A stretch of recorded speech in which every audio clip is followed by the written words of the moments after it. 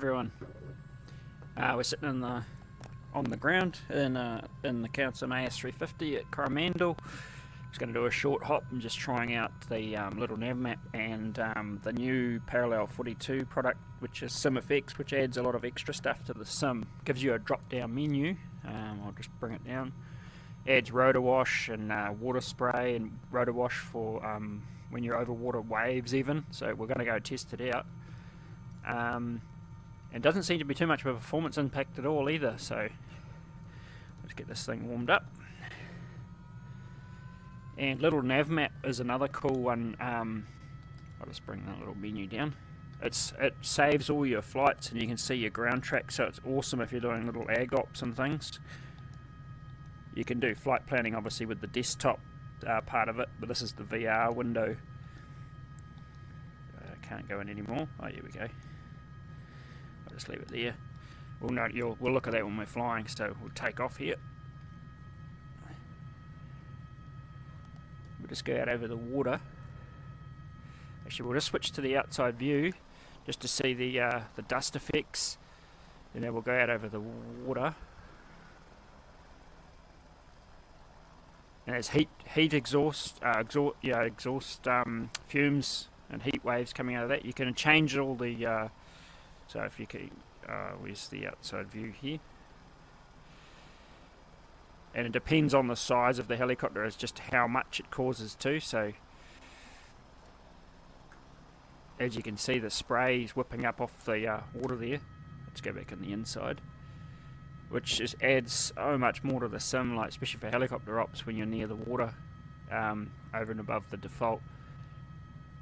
I'm not sure whether this stuff will be included with Flight Sim 24 when it comes out or not, or whether it'll be part of it, or whether, I mean, this is a possibility, this may work with it anyway, but they may be working on their own version of this. But the fact that you can come in now and flare over the water, you get that sort of a lot more immersion, seeing the water getting affected by the downwash. And it depends on what surface you're over as to how much dust effects you'll get too. I think that's basically purely based on the coloration of the aerial photo. So we'll just come in here and sort of flare here, getting a little bit of brown there. Some of that could be the default Sim one, so I'll just see if I can switch that off, which is one of these somewhere here.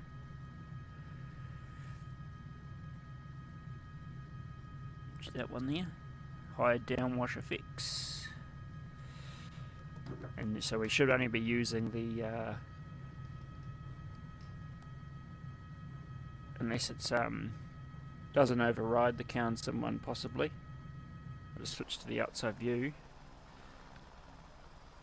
Now that's interesting, so it's only doing the water.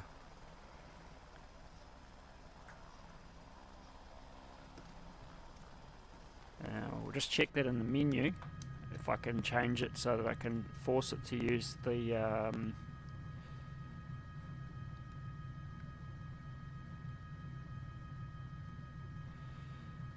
rotor downwash SimFx. That's right, it was using the default, so it was obviously trying to use Sim's optimized ones, but so now we've got a lot more realistic looking ones now. If I just pull up a little bit on the collective here, I have put it up onto extreme amounts of dust just to really exaggerate. Just you can put it to realistic mode, which is a little bit less, but that looks pretty spectacular actually. And I'm pretty sure from what I've seen on the little couple of tests I've done, it does blow away in the direction of the wind. I think I'll just have a little look and watch that. Which way is the wind coming from? We'll go find a windsock, and if there is one at this airfield. The default Coromandel, so there may not even be a windsock here. That's right, we'll quickly just play around here on these hills, and I'll show you the Little Nav map, how it can be used for ag ops and that. If you're, I'll just zoom it in a little bit more. We'll do one of these hills paddocks here, and we'll have a go at simulating some spray lines on it. Do that one above the house there.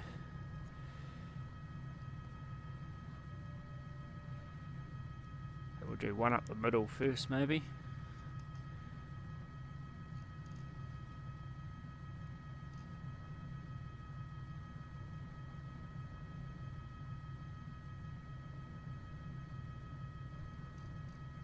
And we'll do one down that other side.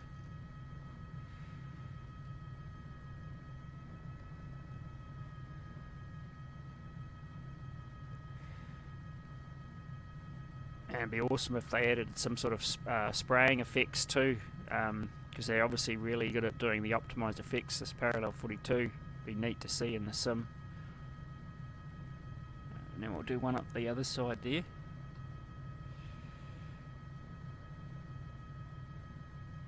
Then I might just land and reposition the little window, the little tablet window, for easier to see where you're lining up on my runs.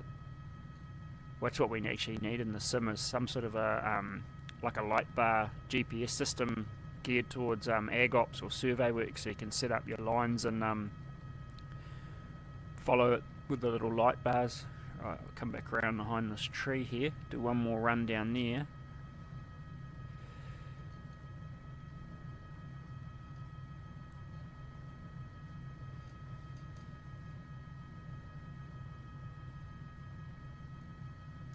Do one on the other side of the centre line there, and then we'll land beside that house once we've done this top run.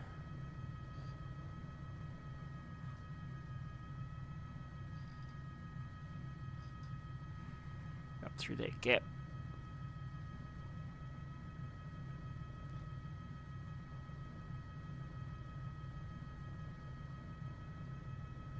And we'll pull out here.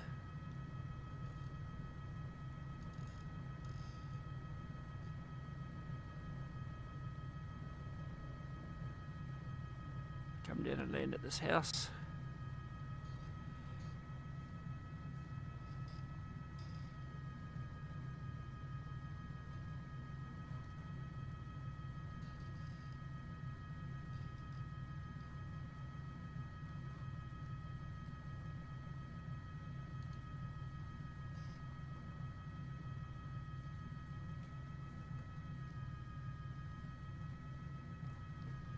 Bit of an upslope landing there.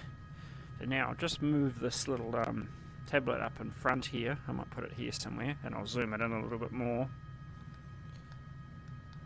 So as you can see, it shows exactly where I've been. So it's you can change the colour of it all through the main Little Nav map desktop app, and it saves all your previous flights, so it's pretty cool because you can come back in like on a different flight on another day and it'll show you where all your previous lines, if you're doing ag stuff or simulating ag stuff, and you can basically carry on. So now if I take off here, I should be able to finish off that run. It's a little bit wide on that other side there, which is pretty much straight in front of me somewhere. There is a little bit of a lag in it, which is obviously how the app is picking up the sim. It's got to go back through the Little Nav map and then come back into the sim. So we'll come through here, come up the hill here.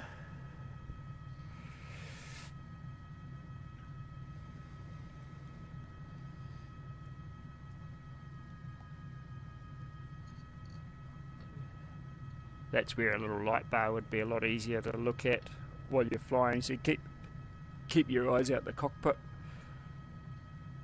Still got a little bit wide on that bottom end there.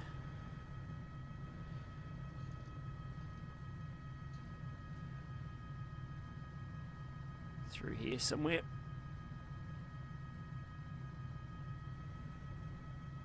But yeah, it's a fantastic little app. It's completely free too. You just go search Little Nav Map, and that's the main app for which you can do all your flight planning through. It's pretty involved. It's a pretty detailed and in-depth app. And then you just get a Little Nav Map VR window add-on from FlightSimTO, another free one that just allows you to see it if you're operating in VR.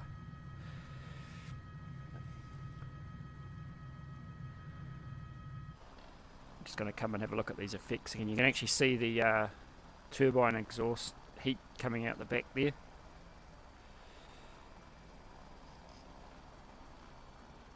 usually would stay inside view, but I'm just wanting to just test out this FX again. It's not just for helicopters, it does contrails and exhaust fumes and all sorts of stuff on pretty much most aircraft that are in the sim or add-ons or anything. It actually made it really dusty where I'm sitting here. I'll have another look at the waves again before I park up. Just a short video, this one, just testing this out. It's a lot of fun. And I'm pretty sure if you've got if you're on the beta version of Flight Sim, which is Special Update 15, I think, which comes out in a couple of days now, I think, might be tomorrow or the next day. Well, so far as I'm aware it does. This SimFx also will show on other people's aircraft in the sim if you choose, but it's only that part of it only works if you're on the Special Update 15. So I haven't yet tested that out, but I just jumped onto the Special Update 15 beta this morning, so I'll have to test it out with some other players sometime when I'm online and see if it does, because if it does, it'll look really cool seeing other helicopters having the downwash underneath their machines as well. So I'll just go down this other end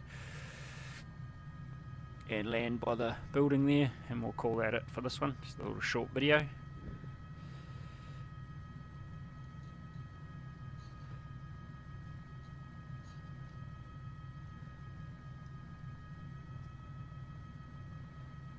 And we'll just come in front of this little building here. And we'll dust it out with all our downwash here.